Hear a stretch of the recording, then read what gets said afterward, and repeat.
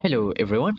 In today's tutorial, I will show you how to edit header and footers of your slides or presentation on PowerPoint.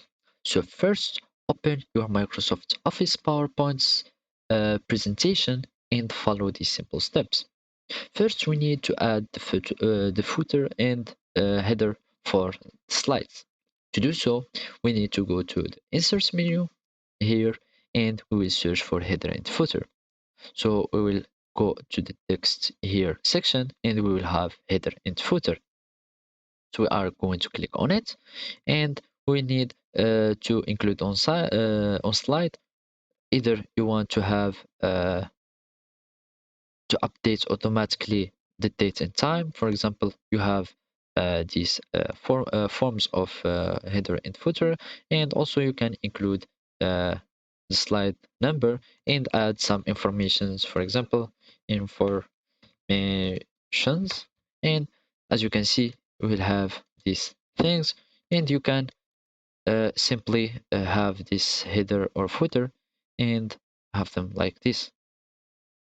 So also you can have like that, like this. And if you want to edit them again, you just go to your slide and go for header and footer. Then you go here and you can also search or edit the things that you want to edit from here. There is also another option that you can add is don't show on the title slide. So this is the title slide, so it wants to be showed here. Let's go back and have it apply to all. So we need to have other slides. This one is my title slide because it is defined as title slide, so it doesn't contain the footer and header. If I added other uh, some other slides, we will have our footers here. So basically, uh, this is the header. This is the header slide or section. So you can add all your information normally here, images or whatever you want.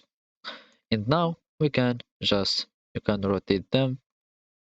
Uh, just have them, for example, here, and just click enter, and you can modify it, and it won't change at all.